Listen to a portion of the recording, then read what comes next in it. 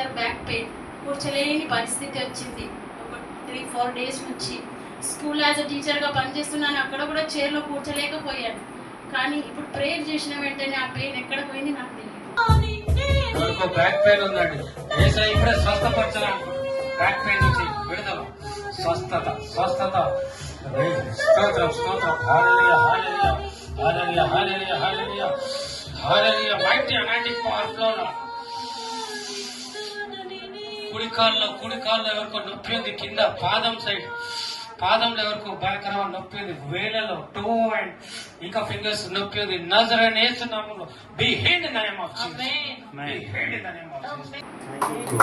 ఇంకొకటి right leg పాదాల కింద నడవలేకపోతాను, కుంటున్నాను. అప్పుడప్పుడు కుంటుకుంటూ నడుస్తున్నాను, కానీ ఆ పెయిన్ ఇప్పుడు just within a fraction of second ఎక్కడ పోయింది. చాలాసేపు ఇలా నిలబడలేకపోతున్నాను. నేను చెప్పులు వేస్తే కూడా పెయిన్, నడిస్తే కూడా పెయిన్. మా పిల్లలు అంటారు, మమ్మీ ఏమైంది నీ కాలుకి అంటారు. కానీ దేవుడు ఈరోజు స్వస్థత ఇచ్చే దేవుడు. ఎందుకంటే నిజమే వాక్యం చెప్పినట్టు దేవుడిని ఆధారంగా మనం పట్టుకుంటే మన జీవితం అంతా మారిపోతుందంట. దేవుని నామం స్తోత్రం. Thank you Jesus. గట్టిగా చెప్పట్లతో దేవుడిని స్తుతిస్తాం.